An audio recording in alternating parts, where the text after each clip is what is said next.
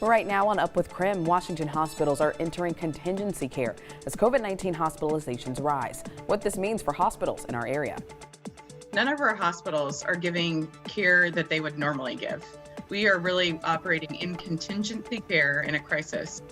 And students in Coeur d'Alene will continue to have the personal choice in wearing masks, and hospitals remain overcrowded with patients. I continue to believe that a mask mandate in this community is not what is appropriate. This morning, the decision that keeps parents, faculty, and the school board at odds. And of course, we're going to take you outside. The sun is coming up. And today, likely one of the warmer mornings we see for the rest of the week, and definitely the warmest afternoon we'll see. I'll let you know why.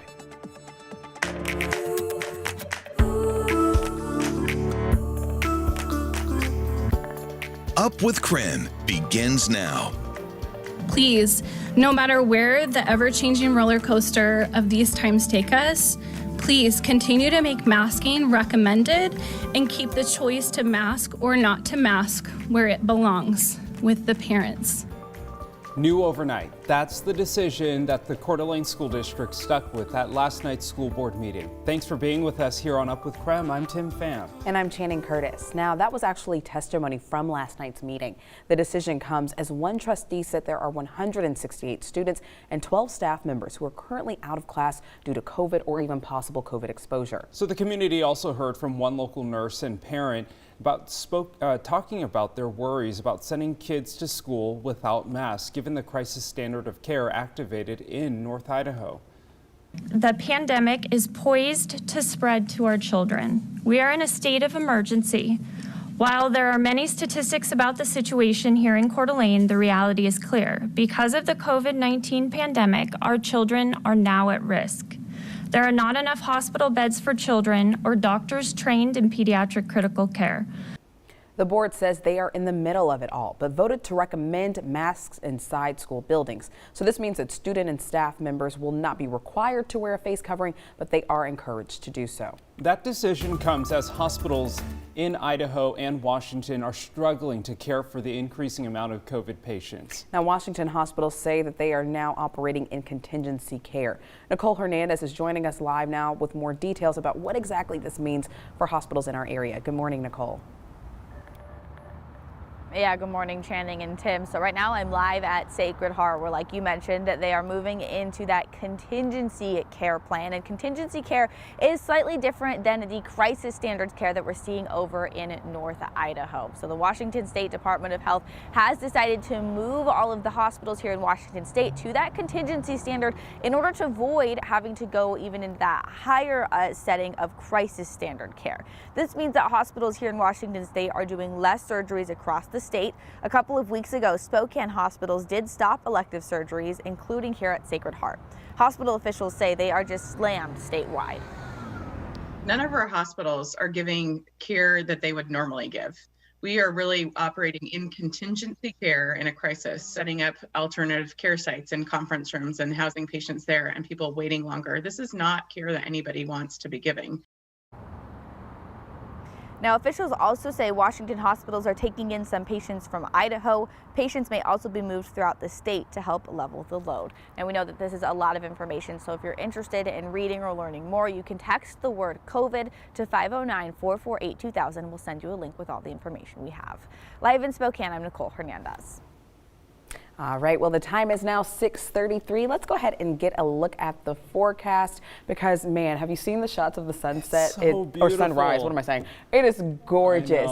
And now, look at this. This is today's mood board according to the Washington State Department of Natural Resources. I'm feeling this. What's a mood board, first of all? Because we thought these pictures were from recent, but that's not necessarily the case. That's not what a mood board is. No, a mood board. It's kind of like Pinterest, like you put photos or even words or phrases together on a board, just putting your vibe out there, like this is your feeling, this is what I want to feel, this is what I want. Yeah, GNR is like, can we move on to fall? Yes. Yeah, feeling a little chilly, maybe a little bit like fall to some. So yeah, Jeremy, what do you think? What's on your mood board these days? On my mood board, oh man, it's like that last minute, I need to get all of the summer adventures in that I haven't gotten yet. It's like panicky. There's just tacks everywhere.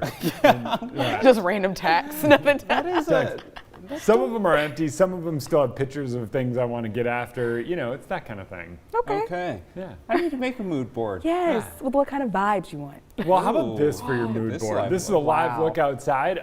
Yeah, welcome to the Falls downtown. Absolutely incredible. It's been a minute since I've walked all of Riverfront Park. And if that's the case for you as well, head down. Water's a little bit lower right now. You can kind of see the way the falls look when it's not flowing like it does in spring. Oh, add this to your mood board. But look how green it still is. Still plenty of summer left to try to get out and enjoy. Technically, 8 days.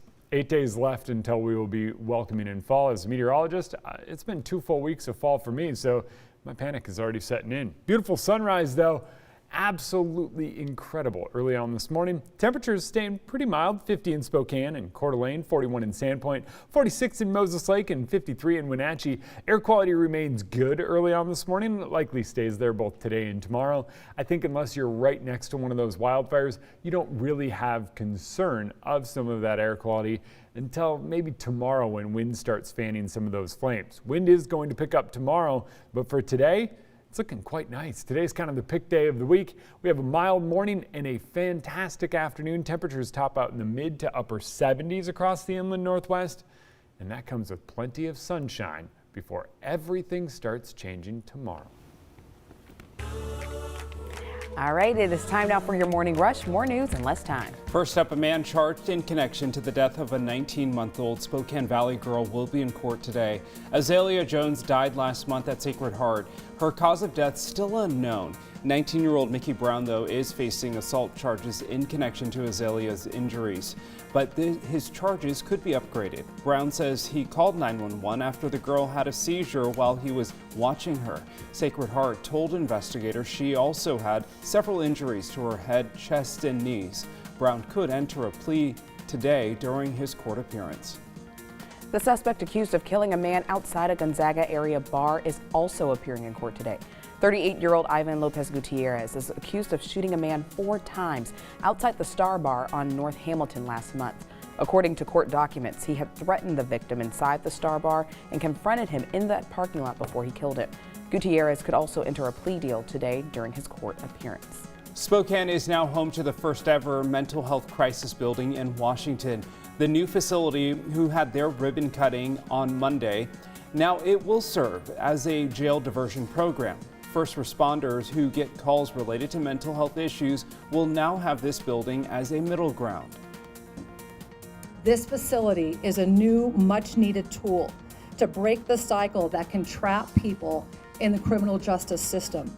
A mental health crisis or a substance abuse problem needs to be treated at an individual level, and this facility will do just that. Well, the facility is the first in Washington to offer a full range of medical, mental health, and substance use treatment services all at one location.